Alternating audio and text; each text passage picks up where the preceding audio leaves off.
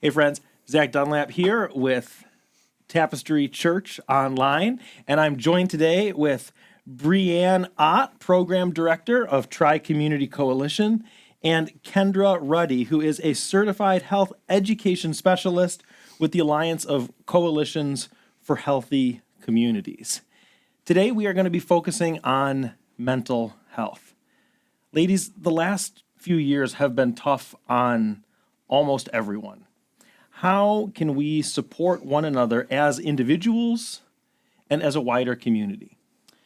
It's a great question. I think pre and post pandemic, especially post, I think something that's really important is leading with kindness, right? So you don't know what anyone is going through in their family, in their everyday life, in their job, their career, especially post pandemic. Everyone's been affected, whether it's economically, whether it's mental health, physical health, emotional health.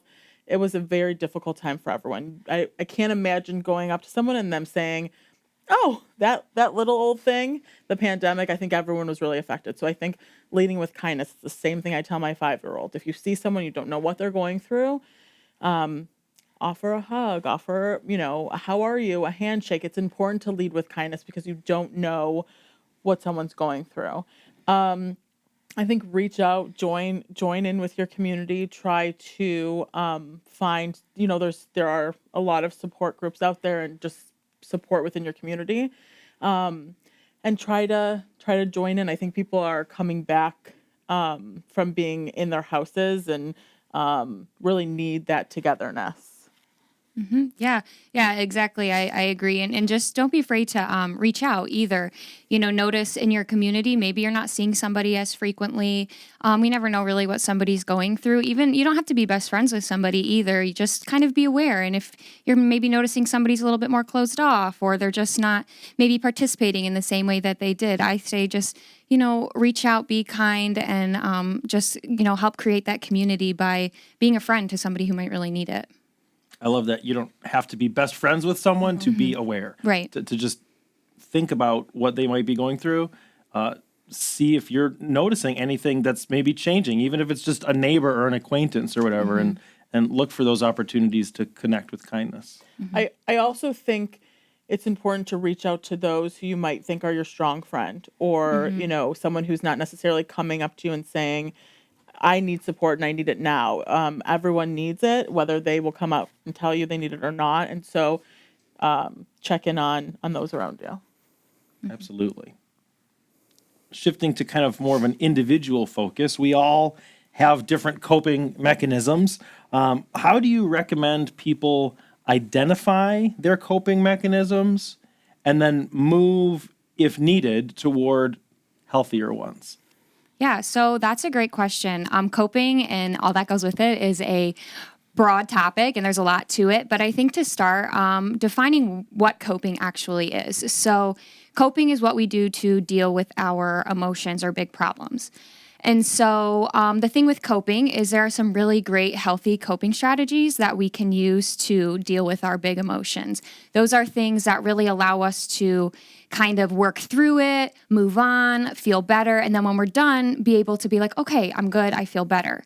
Then on the other end, we have some more unhealthier coping strategies that we tend to turn to, and those are things like potentially maybe turning to food. So for example, I tended to always be, and I still struggle with it, being an emotional eater. So I would maybe tend to go to food. And usually it's not like salads and carrots. It's usually like fast food and snacks and things that are not so healthy. There's also individuals who might turn to the complete opposite of just completely undereating. So not eating, not fueling your body, not drinking water. Another common thing is retail therapy. So, doing some crazy shopping. We've also got individuals who turn to other substances like alcohol or caffeine. And then something I think that we could all really relate to is turning to our devices. So being on our phones, on our social media. And the thing with these unhealthy coping strategies that I want us to start to be aware of is these are more things that are distractions. So while we might be eating food and we might be shopping and it might feel good in that moment and we might be like, yeah, this is good, this is fun, when I'm done eating my food or when I'm done scrolling through social media, that problem and that stress or that anxiety, it's still there. I didn't actually allow myself to kind of acknowledge that I was feeling a certain way, process it, and then let it go and move on. So that's something I think to self-reflect on. I want you to take a moment and kind of think about your past experiences when it comes to stress and anxiety. Think about, what did I do? How did I handle it? Did I do anything at all? Did I do something that allowed me to work through it and feel better and overall, move on saying, okay, I'm good to go? Or did I potentially do something that was a distraction that just kind of kept my mind off of it for that time being, but didn't actually allow me to feel better? And so once we can kind of start to become aware of those things, I think that's how we start to make that transition into finding some healthier alternatives. So again, using me as an example, I struggled with emotional eating, and I had to not judge myself. That's the key thing here, is recognize it within yourself, but be kind. We're all human. We all make mistakes. We're all growing and learning constantly. And so recognize, maybe, I don't necessarily handle my sadness or my anger in the healthiest of ways. That's okay. But now that I'm aware, let me take the steps necessary to change that. So when you do find yourself trying to cope and you maybe are falling into some of those unhealthier strategies, I suggest you just kind of pause. If you're wandering in the kitchen, you're looking through the fridge or the pantry like I would do, or you're scrolling online through social media after you had a really bad meeting that made you angry, take a moment and think, why am I doing this right now? Breathe in, breathe out. What can I do that will allow me to actually work through this and feel better and move on? How can I help myself? And then at that point, you can start making that transition to those healthier coping strategies, which include things like talking to somebody. And that doesn't have to necessarily be a counselor or therapist. If you have one, that's awesome. But sometimes just even talking to a trusted adult or a friend or, a pastor, somebody from, your religious organization, somebody that you feel that you can trust is a great way to talk through your emotions and let that go. There's also things just like exercise, moving your body, going for walks, going to the gym, walking your pets, playing with your animals. Journaling is another really big thing too, because that's a safe space for you to really write out everything that you're experiencing and then be able to let it go.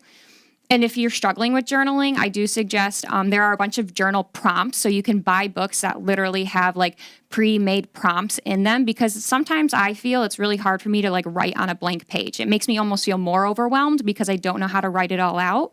But if you find a prompt that's like, write down what you're hearing right now, write down the 5 best things that happened today, that will kind of guide you through that process. And so I think as far as to who defines what healthy is, it has to be individual. It has to be something that you can kind of determine for yourself. For me, how I define healthy is something that I can do that lets me let it go, move on, and feel better overall. So that's what I suggest. Find hobbies, paint, write, read, listen to music, something that will leave you with an overall more sense of healthy and happiness. I love what you said, moving through. I think oftentimes we try to, we're dealing with anxiety or we're going through something, and we just want to either sweep it under the rug and tuck it away and ignore it, or we want to sit with it and almost wallow in it in an unhealthy kind of way, which I also love that you're the one that defines what that looks like for you, right? But I love just that concept of moving through it, like acknowledging it. Yes, this is real. This is what I'm feeling. This is what I'm experiencing. I want to name it, but then I don't want to sit in the thick of it forever. That was really helpful. Thanks. I know sometimes when we're dealing with anxiety, it comes in waves. It comes all at once. And if someone's in that place of feeling overwhelmed, one of the tools that can be helpful sometimes is breathing. Would you be up for perhaps leading us in a short breathing exercise? Yeah, sure. So I'll actually talk about 2 really quick. And before I get into breathing, I just want to, kind of preface it with the fact that breathing is a really awesome tool that you can use for stress, for anxiety. If you feel your heart racing before, a big presentation or before you have to speak in front of somebody at work, breathing naturally will kind of slow your heart rate and calm you down and bring you back to the present moment. So it's a really great tool. But I do encourage you, we're going to practice one kind of right now. Practice them on your own time and be patient with them. Just like anything, if you've never tried a breathing exercise, it might not be great the first time. Just like if you're trying a new sport or a new activity, the first time you do it, it might feel a little off. But these are one of these tools that, like, the more you practice it, the more you feel comfortable doing it, the more beneficial that they can really be for you. And the cool thing is there's so many different breathing exercises that you can kind of customize to what you need in that moment. So that's why I'm going to kind of show us one that's like fairly simple that I think is pretty easy for most of us to do. And then one that's also easy too, but it's more so for some of our bigger emotions, like when we're struggling to sleep at night because of stress. So the first one I'm going to do is just called our cleansing breath. Basically, this is a simple inhale through our nose and then exhale through our mouth. When we do breathing, I really encourage you, you can do them sitting, you can do them laying down, wherever you're comfortable, but I'm obviously sitting, so I'll do it sitting. I try and keep my feet on the floor just so I can feel grounded with the floor. And then when we inhale, what we're going to try and do is really fill our belly with air. So imagine a balloon and trying to fill your belly up like a balloon. Again, it feels a little awkward at first. Maybe you will run out of breath. That's okay. That's, again, why we practice, and we're going to try them and get better at them the more we do it. So what we'll simply do is just, again, inhale through our nose, fill our belly with air, and then we'll just breathe it all out through our mouth. Last thing I'm going to say before I run us through this is when we are breathing in, I want you to try and visualize something positive, whether it's a positive affirmation, whether it's a positive place, your favorite place, your peaceful place, your favorite person, your animal, whatever that might be. I want us to visualize something positive as we inhale. Okay, so I'm going to close my eyes because that helps me, again, feel more kind of connected to my breath. You can do whatever you're comfortable with, but I'll close my eyes. And let's go ahead and we'll just take a deep, big inhale. And exhale.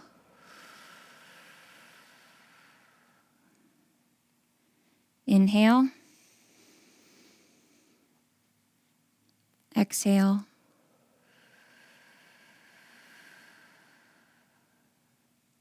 Inhale. And exhale.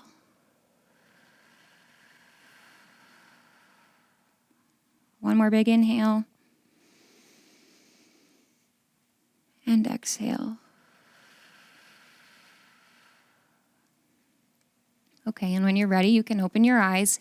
Obviously, I only did that for four times. So that's, again, the cool thing with breathing is you can do this as many times as needed. If your heart rate is still increased, your palms are still sweaty, you're still feeling stress or anxiety, your head is feeling foggy still, do some more breaths. That's like what I said, how you kind of have to customize it to your needs. Some people might do 4 and be good to go. Some people might want to do 10. So, kind of you'll have to, again, really connect with yourself and be kind of self-aware of what you need in that moment. So that, like I said, is our cleansing breath. Great breath. You can do it literally everywhere, anywhere. And then the last one I just want to share, and this is because this one tends to be really popular when I share it with individuals, because I think we can all agree that going to sleep at night, especially with stress and anxiety, can sometimes be a really big challenge. I know personally, I will lay in bed sometimes, even though I'm tired, it'll be 2 hours later and I'm still, my mind is still wandering and going in circles. So this breath is called the 4-7-8 breathing technique. And so how this will work is what we're going to do is we're going to inhale through our nose for 4 seconds. And we're actually going to count it. Obviously, since we're going to be breathing, we're not going to be able to speak it out loud, but we're going to visualize the numbers in our head. So we'll count to 4. And then what we're going to do is we're actually going to hold our breath for a count of 7 seconds.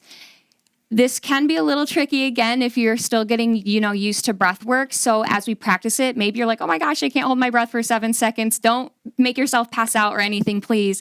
You can cut it down to, holding it for 5.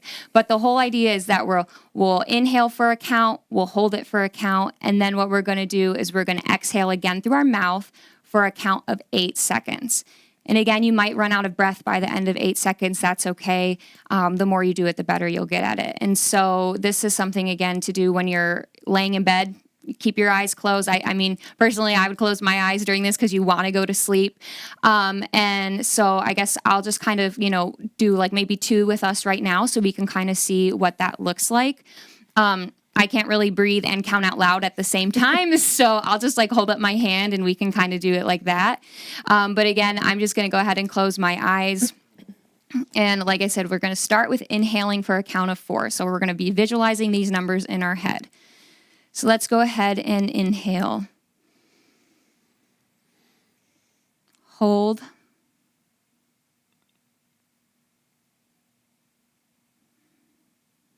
Exhale.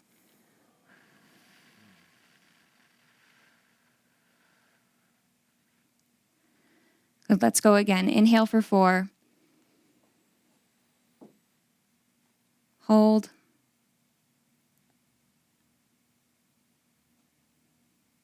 Exhale.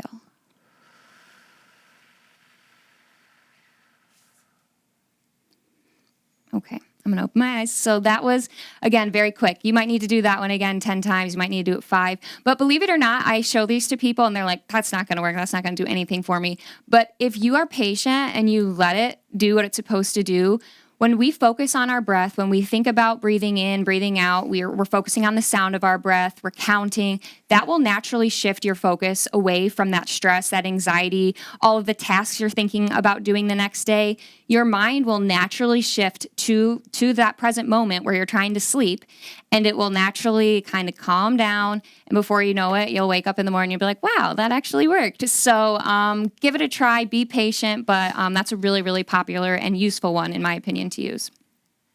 That's hugely helpful. Thank you. Mm-hmm. At least in my own practice too, sometimes I'll do a similar breathing technique and even use, a word or a phrase or a short scripture blurb or something to kind of center myself in that, that I'm thinking of. So I think, at least for me, sometimes it's helpful to think of nothing except to anchor yourself in that present moment. Mm-hmm. And sometimes maybe there can be a helpful word or phrase that you're using to help kind of in that anchoring process. Mm-hmm. That was beautiful. Thank you for that. Mm-hmm. When we do wake up in the morning, at least for me, and I think for many folks who are participating and watching this, I have a very full Google Calendar. It's all color-coded. Mm-hmm. If it doesn't exist on the calendar, it doesn't exist. But I'm always moving kind of from one thing to the next, to the next, to the next.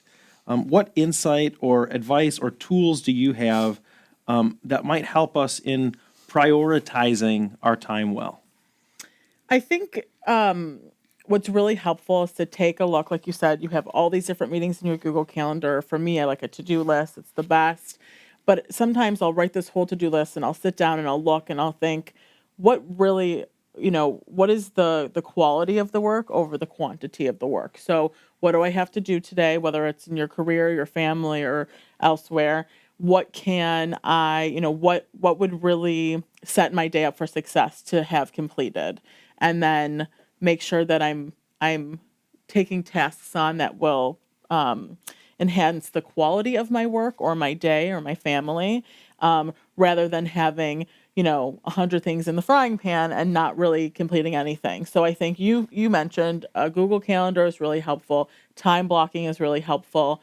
Setting a timer is really helpful. You have X amount of time to get this task completed, and it's helpful. It makes it so distractions are not easily in your way, and really writing everything down or putting in your calendar. And if you look at your calendar and that is extremely overwhelming, like I mentioned, see what needs to be done in this exact moment and what maybe could wait till later. And so I think that is mm-hmm. helpful, choosing quality over quantity in terms of the priorities. Yeah, definitely just prioritizing too, like you said, when you get that super busy schedule, let me look at it and say, okay, what is most important right now?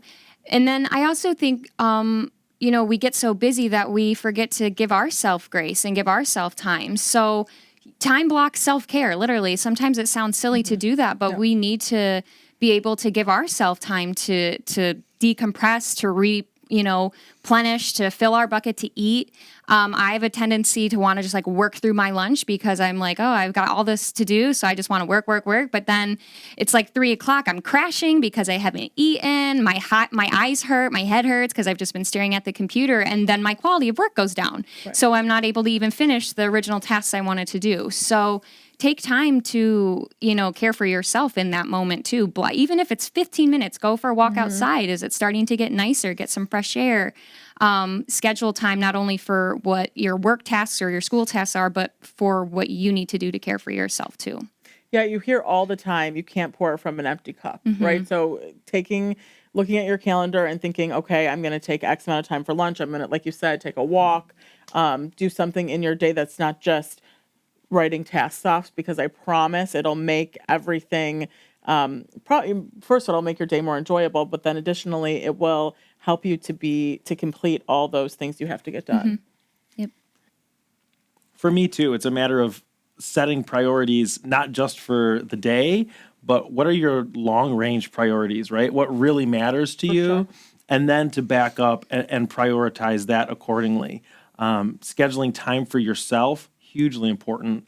For me also, it's scheduling time with my spouse, scheduling time with my kids, which on the one hand is like, I shouldn't have to schedule that. But on the other hand, if I don't schedule it, it gets filled up. Yeah. And so to schedule that, to prioritize that, I mean, we all have different vocations. My vocation happens to be as a pastor, but I can plant churches and grow churches and help people, grow in their faith. But if my kids grow up to, think I was a workaholic or, totally hate the church as a result, then I've failed, right? I've got a commitment, not just to my vocation, but to my family. And so to prioritize that in our calendaring, I also think is super helpful for me personally. One last focused question, which is really on mindfulness. What does mindfulness mean to you, and what steps can we take in the real world, in our own daily lives, to cultivate mindfulness? Yeah, so mindfulness is, again, to define mindfulness, it's really about being in the present moment and being kind of aware of what's going on around you, your thoughts, and again, going back to not judging yourself. So what I mean by that is when we are, again, going back to coping and we're taking the time to kind of acknowledge what we're feeling or thinking, not only are we potentially doing coping skills, but we're working on our mindfulness. We're being present in the moment. We're admitting, okay, yes, I'm feeling angry. Yes, I'm feeling sad. Let me do a breathing exercise. Let me talk to my friend. Let me journal. And those moments right there, that helps us cultivate mindfulness. When we are doing activities that are present, when we are doing activities that bring us joy, like reading, writing, playing sports, you're in the moment there. And a lot of times when we're doing those types of activities, our mind is focused on that activity, right? When you're, painting or when you're cooking, you're usually thinking about, what's the next shape I'm going to paint, or what's the next color I'm going to do, or, what's the next play I'm going to run. And that right there is your way of, practicing mindfulness. You're allowing yourself to just be in that moment. You're doing something you enjoy. You're not letting your mind go off to that, stress of the future or the stress of the past. So what I really encourage us to do is, again, it all goes back to what I've been saying, finding good coping skills, practicing breathing exercises, taking time for self-care. And when we work towards being more in the moment with things, it will naturally help us feel a little bit calmer and a little less stressed. Because, when we're just thinking about what's going on in front of us, and I'm not thinking about, the big presentation I have coming up or the big interview I have to be doing, on film, you naturally will feel a little calmer, and you can kind of work through that emotion in that time being and not let it kind of throw off your whole day. So I really just encourage all of those things to kind of help cultivate mindfulness, self-care, breathing, all the things we've talked about today, and going back to even reaching out to people, talking to people, all of that can really help achieve this mindfulness. I also think mindfulness is finding what serves you well. So if you're doing something that brings you joy, be aware of it, include it in your everyday life. If it's something that doesn't serve you, it's time to move on, get rid of it. And make sure that you're aware of what is bringing you joy in your life. Thank you both so much for being here. Thank you for the insights that you've shared. It's been helpful to me personally, and I trust it's going to be helpful to all who watch this as well. Thank you Thank for you. having us. Yeah, it's been great.